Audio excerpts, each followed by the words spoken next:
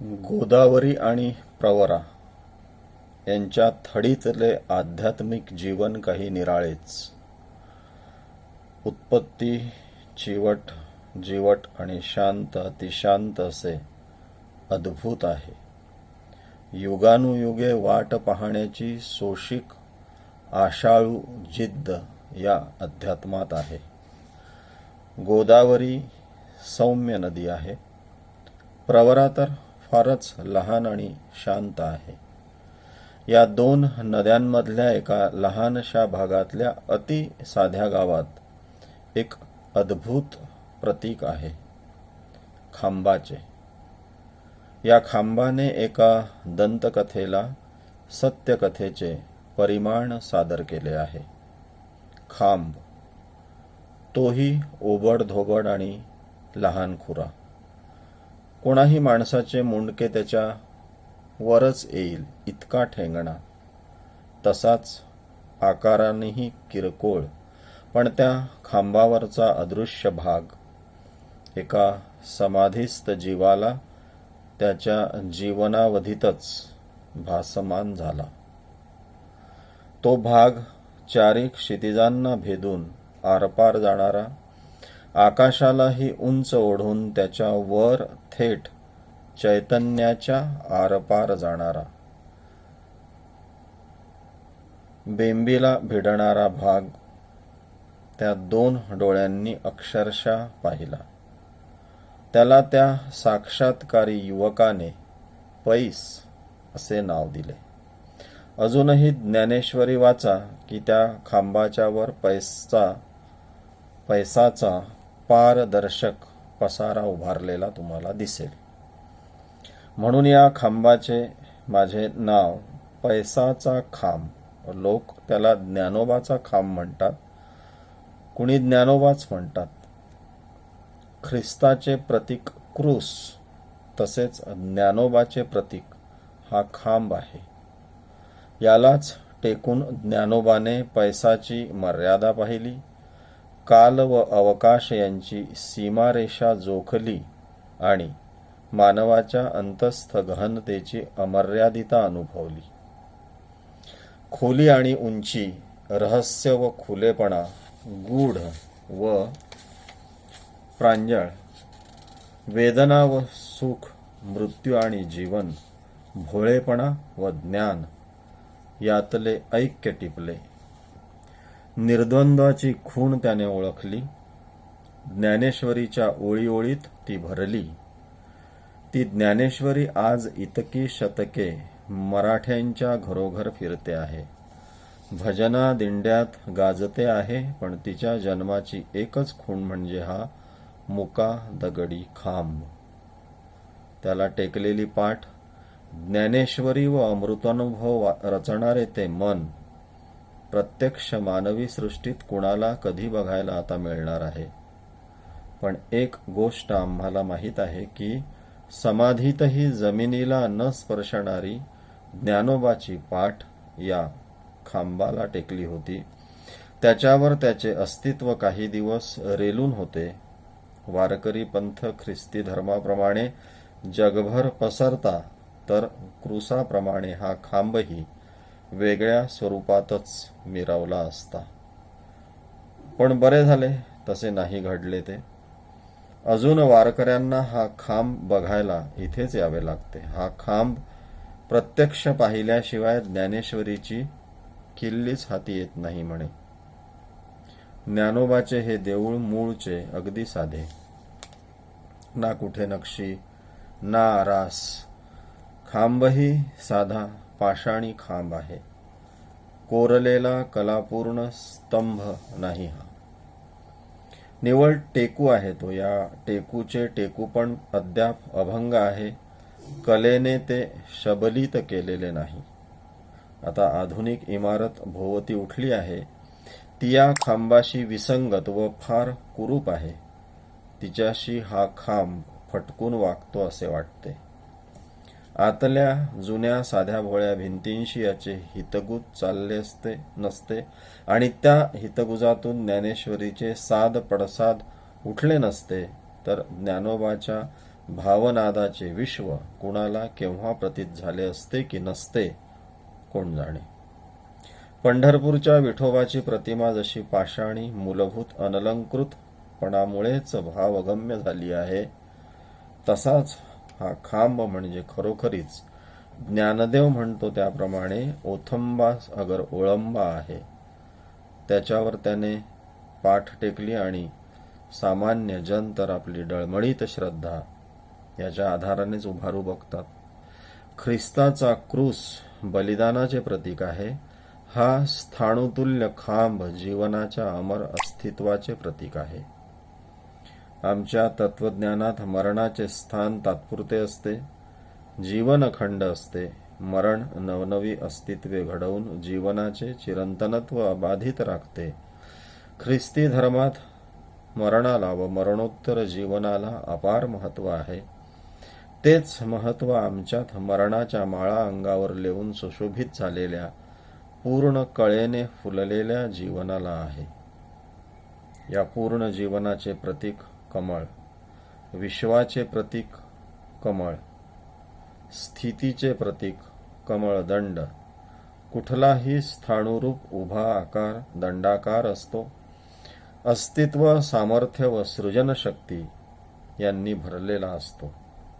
भारतातला कुठलाही स्तंभ हा या विश्वकमळ तोलणाऱ्या दंडाचेच एक रूप असते.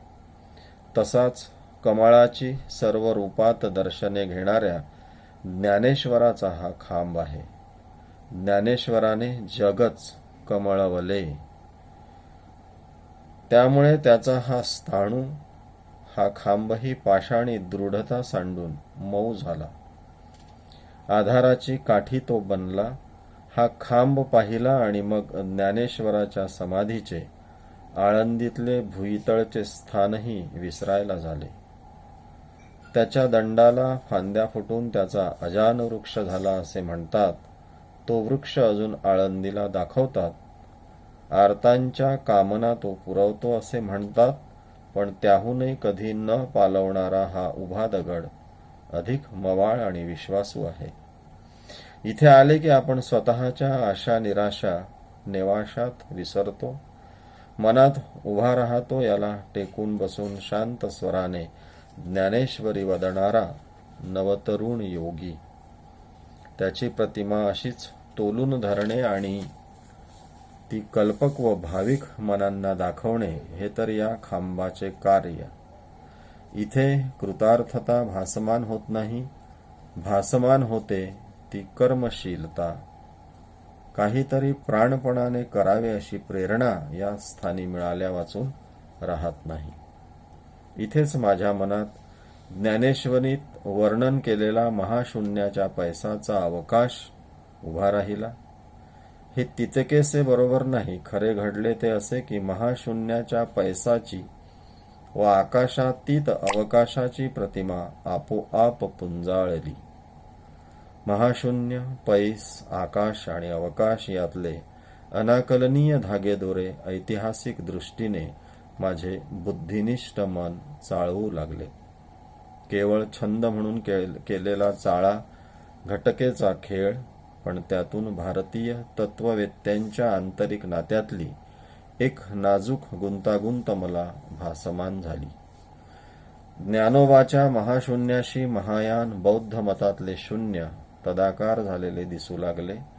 महाशून्य म्हणजेच बृहद्ब्रह्म उर्फ पुरुष किंवा ज्ञानेश्वराने म्हटलेला प्रज्ञाकांत. महाशून्याची स्त्री प्रज्ञा हे महायानात येतेच. प्रज्ञा म्हणजे माया, अविद्या किंवा प्रकृती असे ज्ञानेश्वर म्हणतोच. नाथपंथानेच ज्ञानदेवाला स्फूर्ती दिली. खुद्द नाथपंथात बौद्ध मताचा एक धागा गुंफला गेलेला होताच. इथेच ज्ञानेश्वरीत आलेले बौद्धांचे वार्तिकपण आठवले. वारकरी संप्रदायात विठोबाला बौद्ध अवतार का म्हणतात तेही लखकन आकळले. माझ्या आतापर्यंतचे सांप्रदायिक तत्वप्रणालीचे अध्ययन आता अलग, निर्जीव तुकडा म्हणून उरले नाही. जाणीवेचे साधेपण सलग सणंग आपल्याला मिळाले आहे. असे वाटू लागले आणि मग या विश्वासाची प्रतीती दुणावायला ज्ञानेश्वरीतलेच 4 शब्द कारण झाले. बुद्ध जीवन व बौद्ध दर्शन यांच्या पार्श्वभूमीवरच मला ते शब्द वाचता येतात, पडताळता येतात. यात माझे बौद्ध वाङ्मयाचे वाचन आणि मनन मुख्यतः प्रेरक झाले यात शंका नाही. पण या 4 शब्दांनी वारकरी संप्रदायाची चौकट मला अधिक खोल व व्यापक वाटू लागली. बौद्ध दर्शनातला सारा वैश्विक भाव इथे या लहानशा संप्रदायात स्थानबद्ध होऊन पडलेला आहे. ही या संप्रदायाची थोरवीच आहे, असाही विचार येऊन गेला. स्थानिकता हे निरुंदतेचे गमक समजतात, पण स्थानिकतेमुळे संप्रदायातली मूळची विशुद्धता अबाधित राहते याचे याहून चांगले उदाहरण आणखी कुठले आहे? ज्ञानेश्वरीतले ते 4 खास शब्द ज्ञानेश्वराचेच आहेत. महाशून्य या शब्दाप्रमाणे उचललेले नाहीत. या शब्दातून घडलेल्या प्रतिमाही त्याच्याच आहेत. पुरातन बौद्ध, नाथ व वैष्णव विचारधारांच्या पार्श्वभूमीवर बौद्ध दर्शनातला शांत व दुसऱ्या 2 दर्शनातला शांताद्भुत रस मिळवून ज्ञानदेवाने या शब्द प्रतिमा तयार केलेल्या आहेत आणि त्या सांप्रदायिक चौकटीत स्थानबद्ध करून टाकलेल्या आहेत. मला प्रथम खेचून घेतले ते त्याच्या सहनसिद्धी या शब्दाने. हा शब्द ज्याला प्राचीन वाङ्मयात तितिक्षा म्हणतात तोच आहे. ज्ञानेश्वरीत तितिक्षा शब्द अनेक वेळा पारंपरिक रीतीने आलेलाही आहे, पण सहनसिद्धी या शब्दातील गहनता आणि गूढ सामर्थ्य अतर्क्य आहे. हा शब्द मी तरी अजून संस्कृत, प्राकृत व मराठीत आणखी कुठेही वाचलेला नाही. ज्ञानेश्वराच्या व्यक्तिमत्वाची ती अपूर्व मिरासदारी आहे. आपण सर्वसामान्यपणे सहनशक्ती हा शब्द वापरतो. हा शब्द एकनाथाने सर्रास वापरलेला आहे. ज्ञानेश्वरांनंतर अमृततुल्य ओवी अनेकांनी लिहिली, परंतु हा शब्द मात्र त्यालाच काय तो स्फुरला व तिथेच तो सतत पुंजाळत राहिला. त्यांचा दुसरा शब्द दुःख कालिंदी. यमुनेवरच्या मूळ कथा दुःखाकुल आहेत. फक्त कृष्ण आला आणि यमुनेचे तीर खरेखुरे युवयुवतींचे प्रमदवन झाले. भ्रमर तिथे गुंजले, बासरी तिथे निनादली, तुलसी तिथे कायम बहरली, वनमालेला ऐश्वर्य आले, गाई गुरे व गोप गोपी भूवैकुंठात रमली आणि यमुना ही प्रेमाची नदी म्हणून भारतात प्रसिद्ध झाली. पण मूळची यमुना विफलित प्रेमाने दुःखी झालेली होती. ज्ञानेश्वराने त्या नदीतला काळेपणा व दुःखभाव जाणला. दुःख हे स्त्रवते, वाहते व उचंबळून जाणारे असते. हा अनुभव त्याने या प्रतिमेत साकारला. दुःख तरंगिणी असेच म्हटले असते तरी चालले असते, पण ज्ञानदेवाचे कविमन अतिशय भावसमर्थ व शब्दसिद्धीत अपार कुशल असे होते. यमुना हा शब्द न वापरता इथे कालिंदी हा शब्द वापरून त्याने दुःखाच्या कल्पनेतला काळेपणाही जितका मूर्त तितकाच तरल ठेवला. कालिंदीचे दैन्य ज्ञानदेवाला सारखे भासत होते. ते त्याला फेडायचे होते. कालिंदी म्हणजेच संस्कृती, काल नदी. पैस दुर्गा भागवत. पैसाचा खांब.